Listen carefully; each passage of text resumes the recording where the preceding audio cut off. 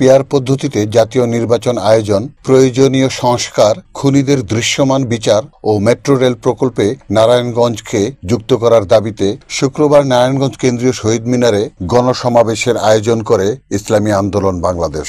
সমাবেশে প্রধান অতিথি হিসেবে উপস্থিত ছিলেন ইসলামী আন্দোলন বাংলাদেশের যুগ্ম মহাসচিব মাওলানা গাজী আতাউর রহমান, প্রধান বক্তা কেন্দ্রীয় সাংগঠনিক সম্পাদক মাওলানা দেলোয়ার হোসেন সাকি, বিশেষ বক্তা আলহাজ মুহাম্মদ হারুনুর রশিদ। সভাপতিত্ব করেন ইসলামী আন্দোলন বাংলাদেশ নারায়ণগঞ্জ মহানগরীর সভাপতি মুফতি মোহাম্মদ মাসুম বিল্লাহ। তারা কোনো সংস্কার চায় না এবং তারা রাজনীতিতে কোনো গুণগত পরিবর্তন চায় না। হ্যাঁ, একটা বিষয় আমরা সেই দলকে আমরা ধন্যবাদ জানাই যে দুর্নীতির দায়ে, চাঁদাবাজির দায়ে, সন্ত্রাসী কর্মকাণ্ডে জড়িত হওয়ার দায়ে তাদের দলের 10,000-এর বেশি নেতা কর্মীকে তারা বহিষ্কার করেছে। এই জন্য তাদেরকে ধন্যবাদ জানাই যে তারা স্বীকার করে নিয়েছে যে তাদের টপ টু বটম সকল জায়গায় চাঁদাবাজ আছে, সন্ত্রাসী আছে।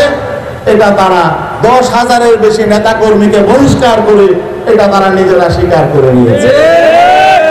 এই জন্য তাদের ধন্যবাদ। কিন্তু এই বহিষ্কার কয়লা দুলে কি ময়লা যায়? Report Shahjahan Chowdhury, NNTV, Narayanganj.